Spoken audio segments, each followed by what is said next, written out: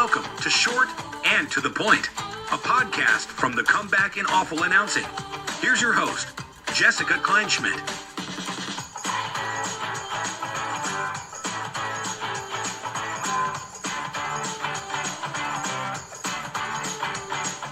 Welcome back to Short and to the Point here on Awful Announcing and the Comeback. I'm excited for my guest today, Vanessa Richardson, because for a multitude of reasons, but you've seen her on the sidelines for the Houston Rockets as the reporter. She'll fill in for the Astros on the Space City Home Network.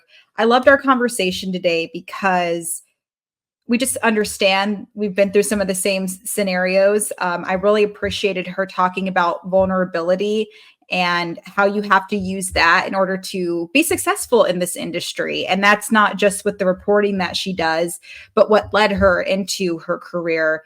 And I couldn't relate more to somebody like that. And it's good to kind of be echoed in the sentiments that I've dealt with as well. So this girl is strong, and not just because of her ability to do her job, but she can handle the elements too. Literally, she fought against Mother Nature recently during a pregame show as the Astros host in the midst of the A's series, in which Alex Bregman all of a sudden figured out what he needed to do at the plate to be successful, much to the Oakland A's dismay. So without further review or intro, here's my conversation with Vanessa.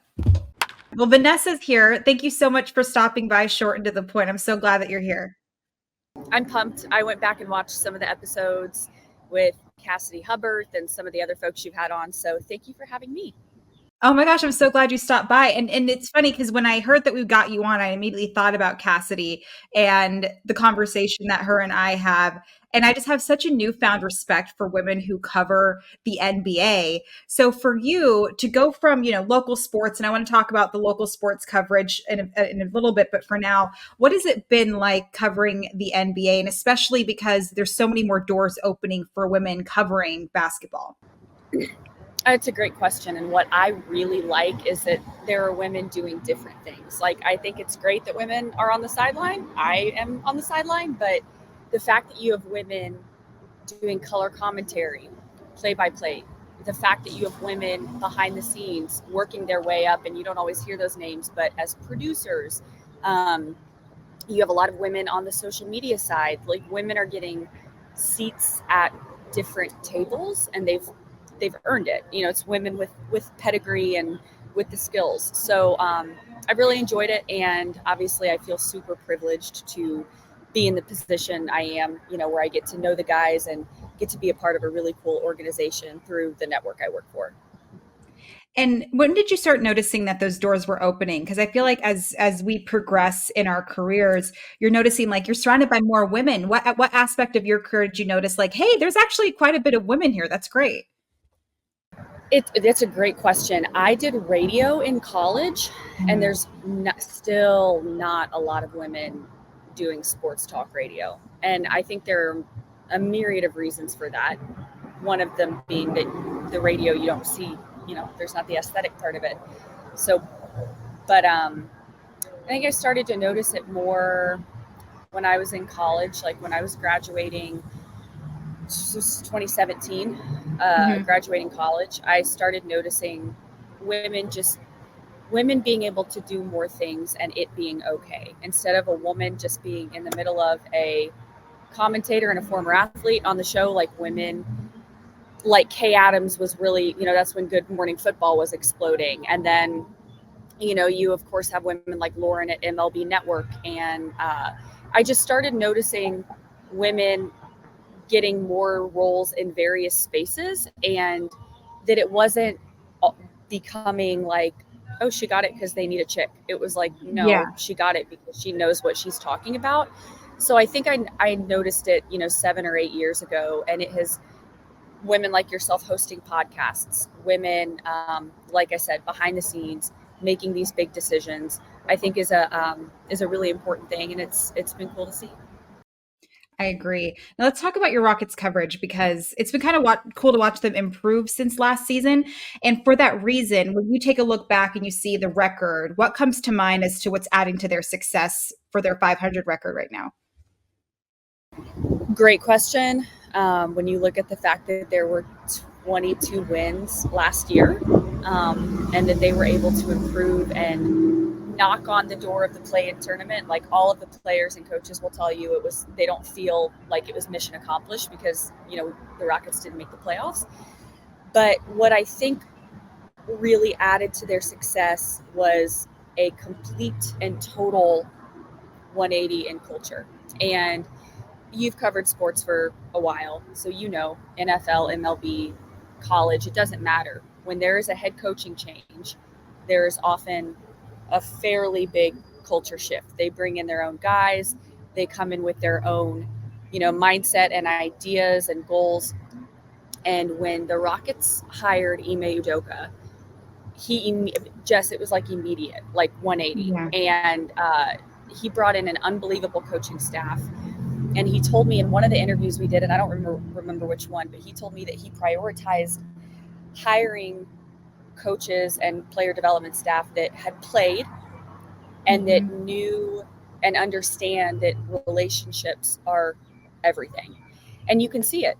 So the lead assistant, Ben Sullivan, when I asked him, he has a shooting specialty. He learned under Chip England, all the good things. And he's known for that. When I asked him, well, where do you start with a guy when you're helping him improve his shooting? Do you start with mechanics? Do you start with statistics? And Ben was like, I start with the relationship. And so Ime brought in just a great coaching staff, really young, really energetic player development guys, again, young, energetic, that are just really hungry to win. And so in addition to that, everything that you hear about Ime as far as him being willing to be serious and disciplined guys was true. And so he just brought in a really great group of people, and the players obviously deserve credit. The veterans, the second thing I'll say in addition to Ime and his staff, the veterans, Fred VanVleet, Jeff Green, Dylan Brooks, were huge for the young guys. And they were vocal not only on the court, but off the court, and helping guys navigate the NBA. So I think the, jump in wins and the improvement was Ime and who he brought in, and then just really great veterans with a lot of pedigree, and the young guys really respect them. And I'm glad that you brought up the culture and the relationships, because when you're in sports, you want to define success by a number, and rightfully so. But I want to throw those things out the window, and you can't help it sometimes. So I'm glad you mentioned that, because he goes, you want to talk about statistics, analytics, of course, you can define everything by that. But then why don't we talk about the culture and relationships more? Because that's just as imperative. I mean, we talk about veterans who maybe don't have a chance elsewhere, but they remember they played with the guy before, they bring him back on. And then you mentioned it so like a former basketball player who knows a guy who knows a guy who knows the relationships. Why is that important, and why isn't that being talked about more? I don't know. And it's so funny you say that, Jess, because I think in life relationships are important, whatever, but in sports, not just sports media, in sports, relationships are everything. I mean, you see people get jobs that maybe are, a little, I've been this person where I've gotten a job and I may be like a little younger or greener or not as experienced as other candidates, but I had great relationships and people that believe in you. And I'm sure you've been the recipient, of that as well, because we all have been. So I don't know why we don't talk about relationships more, but I think it's important, truthfully, for people like Cassidy, myself, Lisa Salters, everybody that does sideline and does reporting, to share those stories, because truth be told, the Mike Breens, that are calling the game, and this is for any sport, and the especially in basketball where it's so quick, the color commentators, they're talking about the action. I do think it is a reporter's job to talk about those relationships, to talk about those stories, and to show, as much as the team is willing to give, how important they are and how they do affect winning, because they do. And when you can gain, it's relationships and it's trust.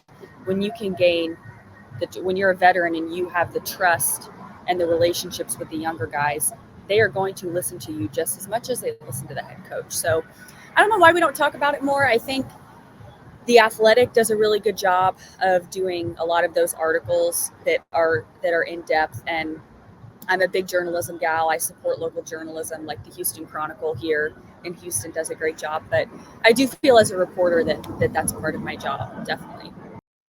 I love that you support local journalism, my girl. I yes, I know you like in-depth stories, and it's so important. And you mentioned the Athletic, and yes, we can spend our time reading an article on the Athletic, but in the sidelines, you're very limited on time, and it's a beautiful art that I really respect you with, because I mean, baseball, even with the pitch clock, you can still kind of go a little bit longer. NBA, that's not the case, and you can't take out certain chunks. So how do you find the balance of, you want to tell everything in a very small amount of time, but you want it to be real and honest? So how do you balance that out? I have this conversation with, first of all, it helps when you have a great producer. Like we have a great producer for our broadcasts, and my boss at my network as well values the sideline. The Rockets value it. They like the storytelling aspect, but it is a challenge because, like you said, you're trying to tell a story and you can't leave certain things out in order to get the full story in. So you have to prioritize what parts of the story are the most important. I take really great notes, and I keep everything, especially for those like evergreen stories, right? So if these two rookies have developed a great friendship, but the game that I want to use that story for is a fast-paced game, or one of the rookies isn't playing, well, I can save that for next week.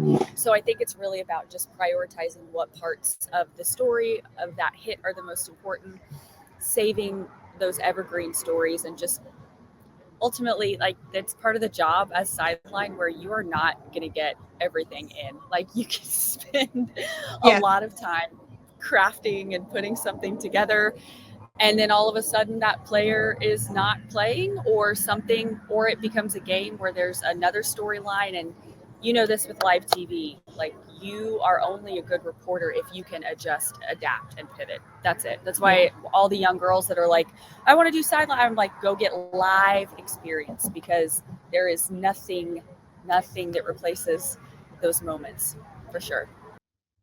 When it comes to the live pivoting though, what was like the big, I guess, lesson that you learned first and foremost? Because you can prep, but until something's happening live and you have to kind of be on your feet. What was that first lesson like for you? Really good question. And I was fortunate when I was in college, I worked for the NBA team in Indiana, the Pacers, as their like in arena jumbotron, Pacers fans on your feet, that type of thing. Yeah. And I also did radio. I worked at a smooth jazz and classical radio station, Jess. So that's cool. If you would ever like to discuss smooth jazz with me, let me know. But luckily, I got live experience early on, is what I'm getting at. And so I think that that's really important, because there were definitely mistakes made and words that were stuttered, or, whatever. And then my first full-time TV job out of college was in Cincinnati, Ohio. And there were definitely some moments there too, because you know how it is. Like, the first time you do anything, let alone when you're in the middle of breaking news, or, going on TV right after a press conference, or it's just things that until you experience it, you have no way of being good at it. So there were definitely some moments, and I hope those tapes are burned and nowhere.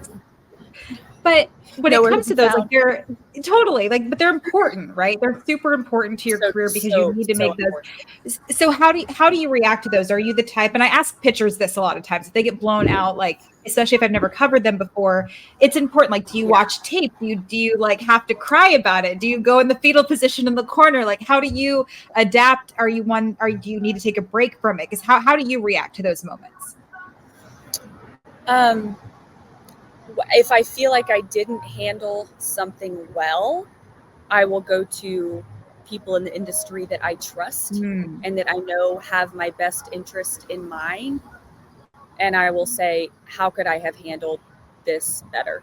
And, I think the word mentor gets overused now, but having a couple of people in your corner that will be that like you, and they're going to be tactful, but will be honest and will say, next time you're in this situation. One of those people for me is Kevin Burkhardt. Kevin, of course, number one NFL Fox, and then he's unbelievable. Just, we could do a whole podcast on how great KB is, but him doing pregame and postgame for Fox Baseball with Big Papi and Jeter and A-Rod, and just having to adjust on the fly, and then calling a Super Bowl. And now he's gonna, he was the Mets reporter. He's somebody that I trust, again, not only because he's a great person, because he's my friend, but I will ask him how I could have handled a report better, or how I should handle a particular situation, and he will shoot me straight. So whatever industry you work in, it's important to have people that you trust, that you can bounce things off of. And I think the difference is, if the average person makes a mistake, it's not going to go viral, or there's, if somebody makes a mistake at an office job, you can go home and forget about it. It's a little bit different with live TV. So have people that you trust, that you can bounce things off of, for sure. I always joke, you just get to hang out in your cubicle at your 9 to 5, Joe. Nothing's going to happen to you. You're chilling. Well, when it came to KB and these other people, were they easy for you to find early on? Because you have, it's hard to find. You mentioned the term mentor. I'm right there with you. Mentor just seems kind of outdated, but were they easy for you to find, or did you find them? They found you? What was the scenario there? I mean, it's difficult when you're a young reporter, even if you're extroverted, you have to possess a little bit of, you have to be able to be vulnerable and go up and be like, hey, it doesn't matter if it's a man, a woman, if they're 5 years older than you, if they're 20 years older than you, to say, well, are you willing to give me some of your time and help me get better? And so, I wouldn't call it easy, because you don't click with everybody, but when you do click with somebody, again, that has your best interest in heart, and this too, Jess, it's a competitive business, and people do not always play nice. Women do not always play nice, nor do men, but I have more stories about women than I do men in this industry, so I get it. Yes. So it's all very tricky, but I think you have to put yourself out there, and when somebody you see, they have the big boy seat or the big girl seat, whether that is a Laura Rutledge or a Cassidy Hubbarth or Kevin Burkhardt, or if you want to do play-by-play, Joe Buck, whatever, you have to be vulnerable enough to say, hey, I love what you do, I like the way you do it, and I was wondering if I could have 15 minutes of your time. And sometimes it's a one-off and you never talk to them again, but sometimes it can develop into a really cool friendship or mentor-mentee type thing. Yeah. And I'm so glad you mentioned the term vulnerable and vulnerability, because I'm back in therapy and it's beautiful. And I feel like there's so many different ways that you can use vulnerability, and just like that. So in addition to reaching out to people, which you're right, it's when people think of vulnerability, they're like, I'm just very open and honest with how I'm feeling. No, there's so many different avenues to it. Just like you said, there's I don't even know, a weird approach there, that you have to be a little vulnerable and ready to be turned down, right? So how else do you use vulnerability in your daily life, both with your career and personal life, maybe? My therapist would tell you that I am not good at being vulnerable, but that is a different story. Right? She's not wrong. No, with all seriousness, career-wise, you have to be vulnerable in order to make it in this industry, because it's kind of a numbers game, especially when you're starting out. I'm sure you remember, you're sending your resume tape, your resume reel to 50 news stations. Yes. And you're getting rejected for a good 45 of them, if not all 50 at first. And then as you get up the top, even as you start having success, you still have to be vulnerable enough to try something different on TV. And how many times, start a segment or do a report that might be a little bit interesting, and you're kind of putting yourself out there to do it. But if you don't do it, there's no reward. Like, what are you just going to do the same thing every day? That's boring. So Yeah. I think we have to, in our careers. Do you like Brene Brown? I feel like you I might love Brene Brown. I love Brene Brown. Yeah.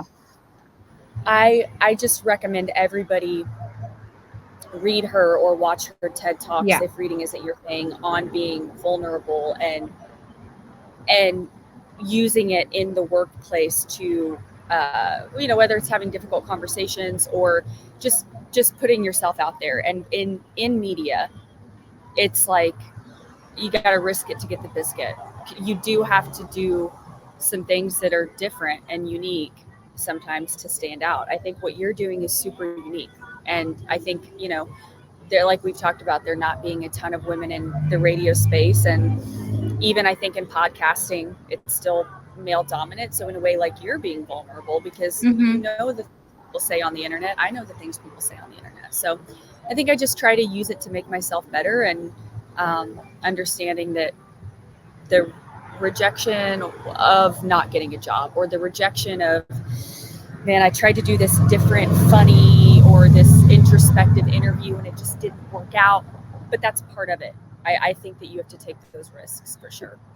I agree. And I'll send you the YouTube video I have to watch like once a week. And it's Brene Brown talking about vulnerability. And she's talked to like Navy SEALs about this before. She's talking to Fortune 500 companies about it And because like, if you talk to anybody who's successful, they had to do the stupid thing in order to get to where they are. And for me, rejection helped me ask stupid questions in my reporting. And they may seem stupid to the normal person, but like, same thing. When I was with NBC, my journalistic backgrounds, they were like, that wasn't a stupid question. But the people on the internet thought it was a stupid question. And all I cared about was these losers on the internet caring that I asked a stupid question. But if I didn't, ask Paul Blackburn that third question, the follow-up, I wouldn't understand how to report on it. And it was because I know that it's important being rejected. Yes. And it's also okay, people might think that as a reporter that a stupid question or something really simple, like how do you feel in this moment? Or, what did you feel like when that shot left your hands at the buzzer or whatever?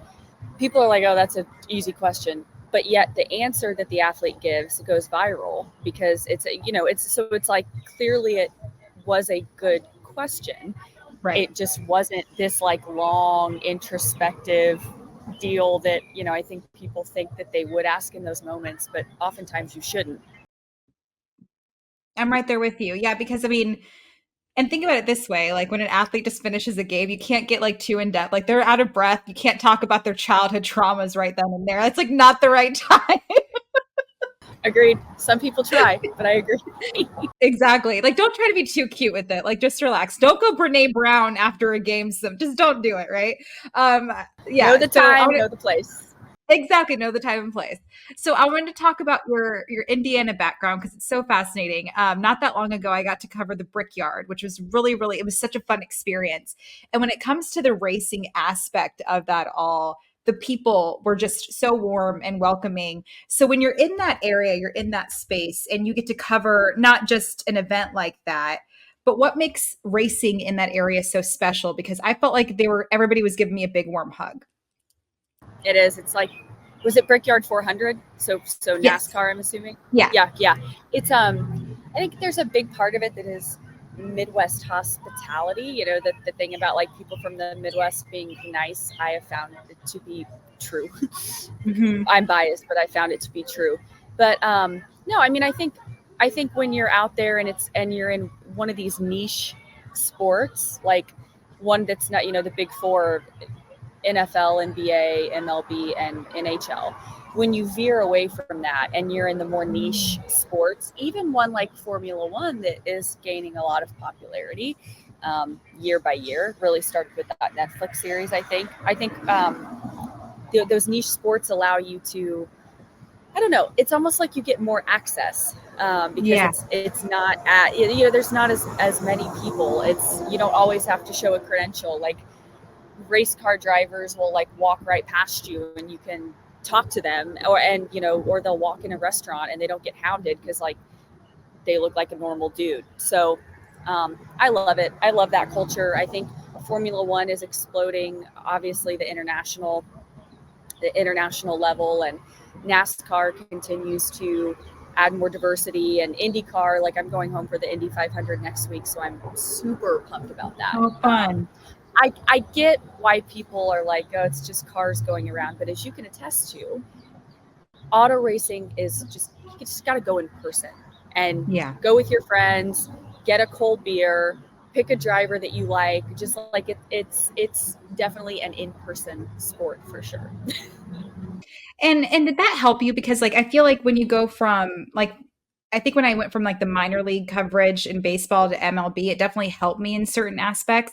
So to have a background in, local coverage and then a niche sport, you get to utilize those skills into something like, the NBA and then MLB. How does that background help you cover the aspects of the Big Four? I think you improve as a reporter when you have to cover something where information is not readily available. High school football, like when I moved to Houston in August of 2019 or maybe July, and I worked at the local NBC. So it's KPRC. And one of the main things, I mean, it's Texas, right? High school football is everything. Yeah. And when you're covering, and I was shooting, I was editing, this was not glamorous. But everybody's watching that sportscast because people here are obsessed with high school football. And you have to rely on, goes back to relationships with athletic directors. You have to rely on head coaches, these high school head coaches, for everything from like, how do you pronounce this kid's name to, they switch jersey numbers on the roster, and I don't think that's the right player. Like when you have to cover a sport, because like, let's face it, like if you're wanting to cover an NFL game, you could Google everything you need within 15 minutes. I mean, that wouldn't be adequate reporting. I'm not saying, but the information's there. When you're covering something where you don't have information about a 15-year-old wide receiver that just had an amazing game because there's nothing about him on the internet. So you have to go find his parents, and you have to go, I think you get better as a reporter when you're covering sports where the info isn't like easily Googleable, if that's a term. It is. I use it all the time. So you're good. And when I think of high school football in Texas, like I've never covered it there, but if you have to describe it, how would you describe it? Oh, I mean, it's nuts. It truthfully is like high school basketball in Indiana, where I grew up. Like basketball in Indiana is just a part of like the fabric of whatever town you're in, and it's just culturally huge.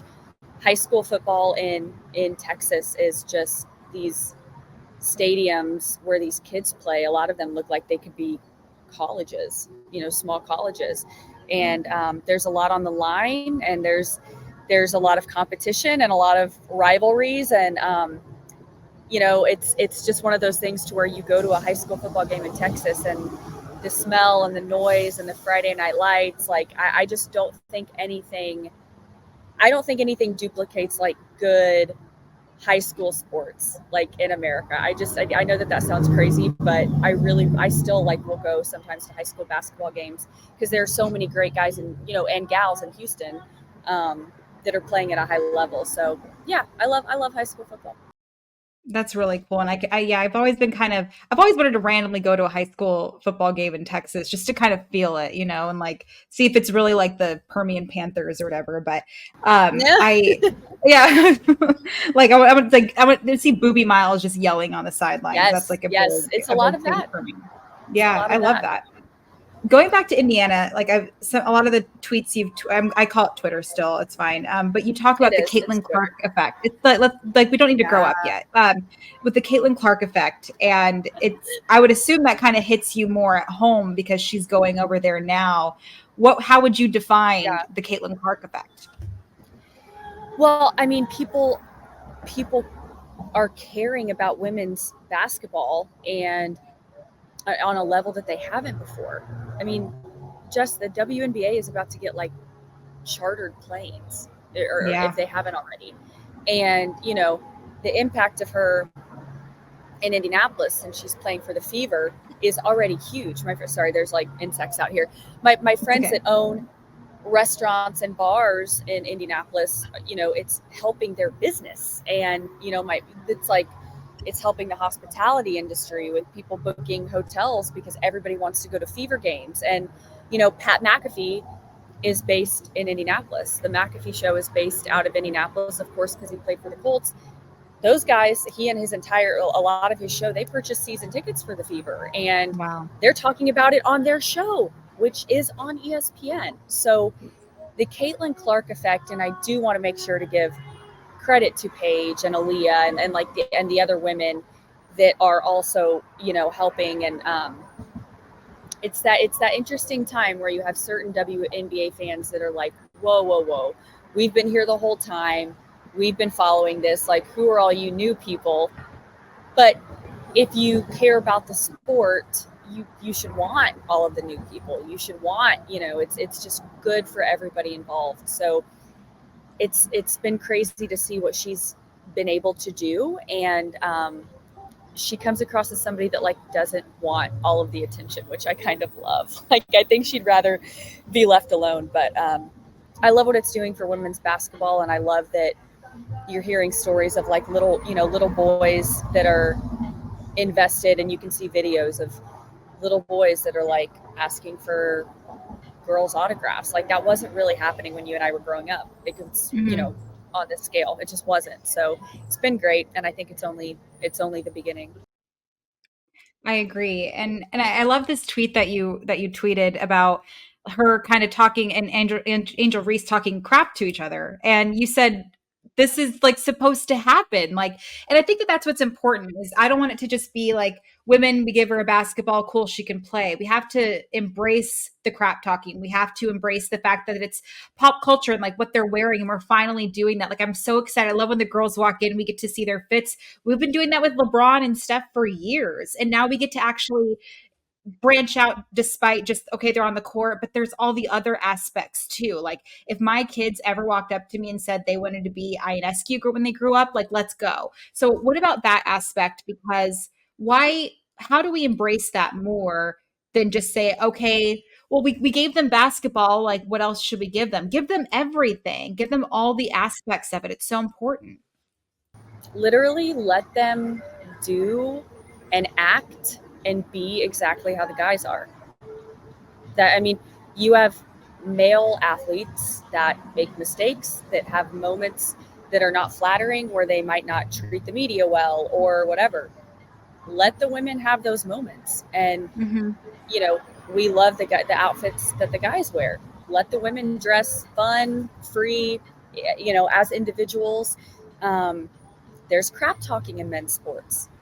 Let women crap talk each other, and don't turn it into, oh, it's not ladylike. Oh, who cares? It's competition. And, let them have their individual personalities the way that we let men have their individual personalities, and let them be human the way that we let men be human. There are a lot of WNBA, not a lot, but there's some WNBA players that are moms, and I think that is another incredible element. You're talking about somebody that gives birth and then is able to get their body back in shape. There's just a lot of really interesting elements to it. And I think the way that we can encourage it is let them do what the men do, which is just be themselves. And furthermore, what's funny is when people are talking about this on Twitter and saying, I don't like her, that's a good thing. It means people are paying attention because they also don't like male athletes. And so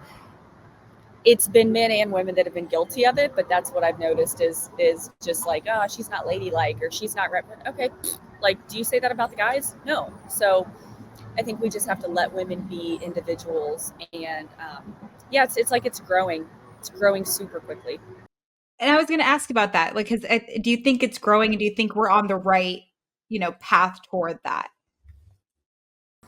Yeah. I think the ratings, the numbers, don't lie when it comes to ratings. And when you saw last week or the week before, when there was a preseason game, and a lot of people, I don't remember the details because I think I was on the road, but people couldn't find the Fever game.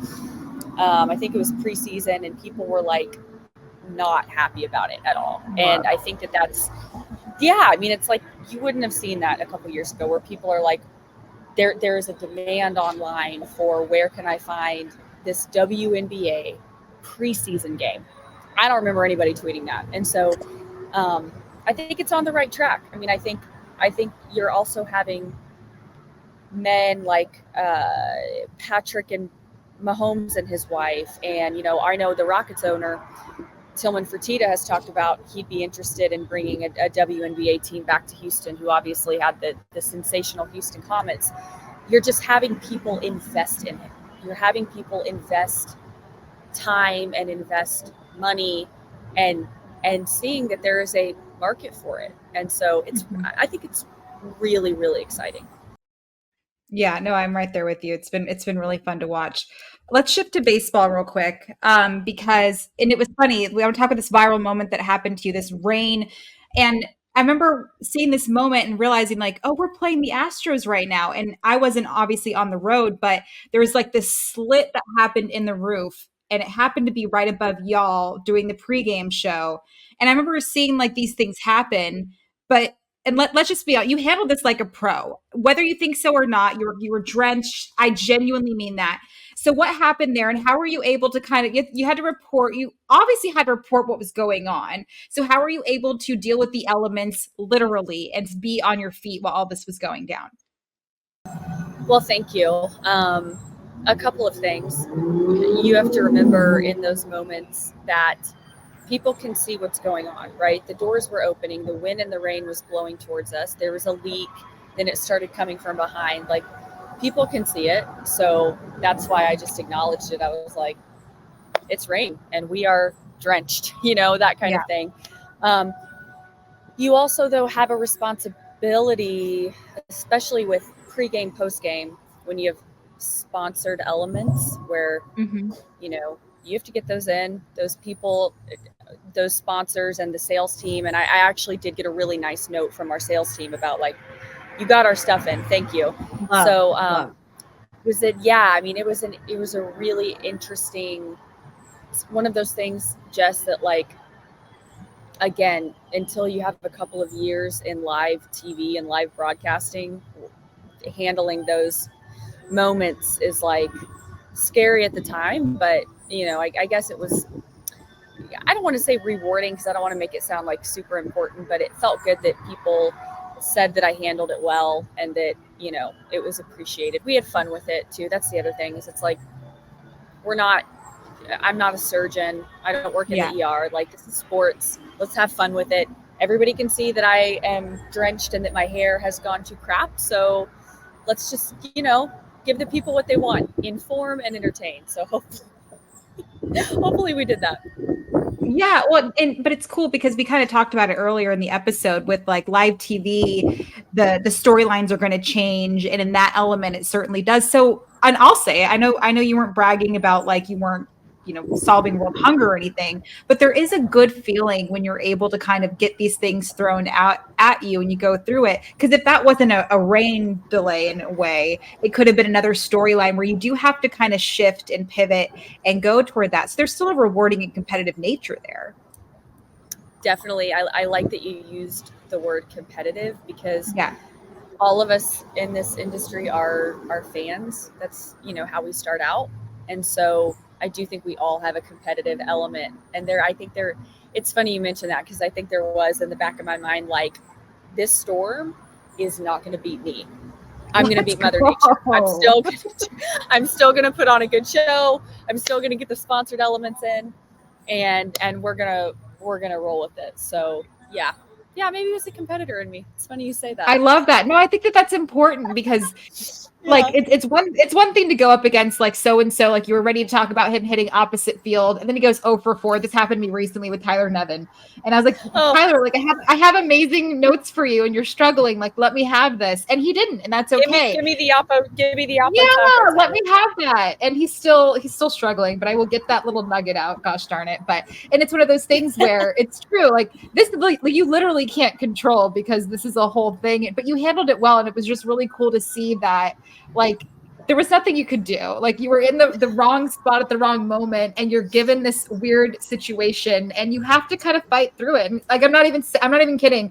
To watch that, I don't know if I could have handled it, or I know a lot of people that couldn't have handled that because a lot of people just would have said, screw it. And I know it sounds silly because we always joke, like we have all these sponsorships that we have to do, but those are so important. And the fact that you got those in too, I would have been like, I don't know, I can't talk right now. So that's really impressive too.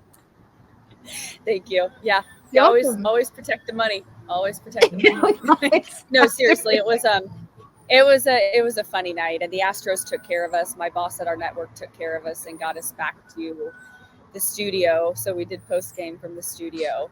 So it was yet another thing to add to the resume. Do a pregame show drenched in rain. Absolutely. And it was, well, and it's funny, we'll continue with the Astro stuff. Much to the A's dismay, Alex Bregman decided he wanted to figure stuff out at the plate.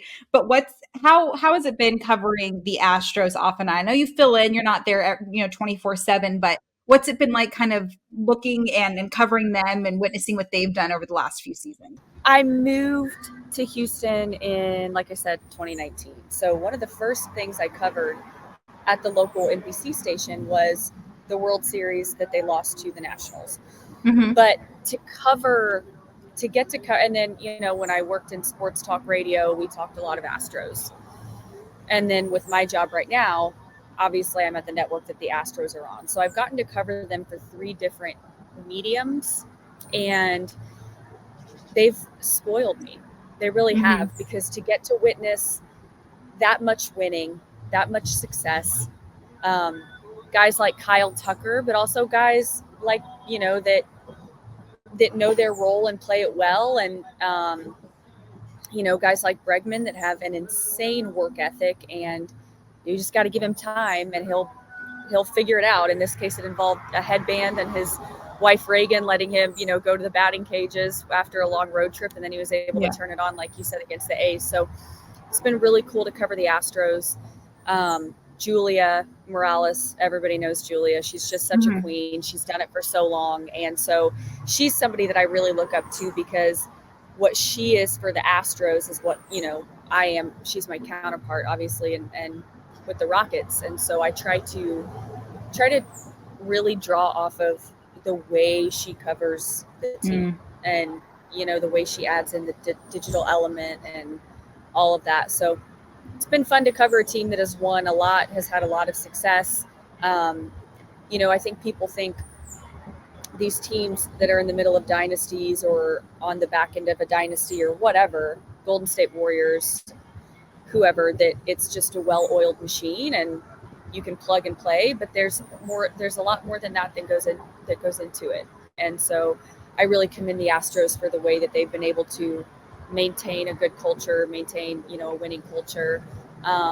Even with the slow start, they've really kind of figured it out over the last couple of weeks, for sure. Yeah, they definitely have, like I said, much to the A's dismay. But I wanted to talk a little bit about the digital element. I'm glad you brought that up, because we're finally embracing more of the digital coverage of sports. And I'm surprised it kind of took us this long, because TV's certainly been prominent, and then radio, and then social media is blown up. So you're able to combine all of those to create the digital element. What's it been like introducing digital into your coverage of sports? Great question. And there's so much that you experiment with, or that networks experiment with. I mean, if you went back over the last 15 years of ESPN, do you remember they had Katie Nolan doing a Snapchat Sports Center, and then I know Cassidy Hubbarth was really involved in digital, and they're and that's just one example. I mean, you could take Fox if you see any of the. My point being is, it's been just this over the last 15 years, just trying and seeing what sticks. And so I think that there's finally now it is being forced, because you're having Netflix, which is obviously a streaming service, get these NFL games, or you're having Amazon that, I think just completed their 2nd season of NFL. And then you have so much coverage that happens digitally, things I might be able, this, like I might be able to show 5 minutes of a sit down interview on TV, but I can show the full 15 minutes on YouTube, Instagram, Right. put a link on Twitter or X, whatever you want to call it. So I do think it's taken a while for people to embrace it. I think there's still a little bit of a difference in the way that things are covered and whatnot, digitally versus linear. I think things that are primarily digital, it's like you and I right now, it's more conversational, to where linear TV, you still, here it's more formal, more like when Mike Tirico hosts the Indy 500 next week, like it'll be a really formal welcome with the shot of the speedway. But you know what I mean? Like there's still, I think, a difference, but you can't run from it. I mean, it is such a big part, and now there's money involved, like people. So yeah, it's been interesting to see how it has developed, especially at the major networks, and what they've tried, and it's never an indictment on the talent. Like it's not, if it's just, and it's really not even an indictment on the network. It's just all of these networks are trying different things digitally and seeing what sticks, what they can sell. What can you do on digital that you can also put on linear TV? What can you put on linear TV that doesn't quite work on digital? Like all of that, I think, is still being figured out for sure. I know. And I'm looking forward to it too. I love the digital aspect because you can do so many things with it. And I remember when I first started my career, they just wanted you to concentrate on one thing. And now they're like, we want you to do everything. And it's like, you guys hated when I did everything at the beginning. And now you want me to do everything. So it's great. And it creates more opportunities. And it's kind of cool to see how we can utilize digital. And it's not just like a sit down selfie interview. You can do a lot more with it. I think that's awesome. Yeah, I think it can make you a better reporter. I think you have to be careful not to get too lost in it, because as you said, like people can be aggressive online, and nobody's going to go to the internet to give you a compliment. It's usually they'll only go there to put you down. So I think you have to be careful how much stock you put into, it's like we all want to have a lot of followers, but honestly, like as long as I keep getting hired and my bosses like me, I'm not going to be somebody that's like, oh my God, I need 100,000 followers. I think you have to keep everything in perspective, but it's definitely a big part of our world. Well, and tell me about that, because I feel like it's rare to have somebody around at like this age range to say, I couldn't care less about followers, because it's certainly important to a certain extent, but you have this attitude like, okay, fine, yes, followers, whatever, but you want to keep getting hired, you're getting a paycheck. Where does that attitude come from? And has that always been the case with you? No, I definitely care about digital. I just think like you have to keep in mind what you're doing. Now, if you are a digital reporter only, or if you are digital content, that matters significantly. But I think you just have to keep in mind, like, what is important for your role. And, the more you can do, the better. Versatility is huge, and digital is a huge part of it. But I think like it's easy to get sucked in a world where everybody wants, it's a popularity contest where everybody wants to be the most popular and the most liked and the most, sought after. And I mean, it's important, but it's not like, I try not to make it my identity is what I'm getting at. I love that. That's great. Well, Vanessa, this was amazing. Thanks so much for stopping by. I had so much fun. This was fun. Everybody continue to follow Jess. Jess, you do great work. I'm a fan. Thank you. So keep it up. My gosh, thank you. I really appreciate that. I'm a fan of yours too. Like when my producer had you on, I was like, oh my gosh. And then I did more research on you, and I girl crushed a little bit. I geeked out. It was really, really fun. But so I appreciate that. Thank you. This was fun. That was Vanessa. Thanks to her for stopping by. This is a really fun episode, and I appreciate her time. Make sure you like, subscribe, and pay attention to everything that we're doing on this podcast and more on The Comeback and Awful Announcing. For Philip, this is Jess Kleinschmidt, and we'll see you next time. Want even more short and to the point? Follow Jessica at KleinschmidtJD and head over to thecomeback.com and awfulannouncing.com.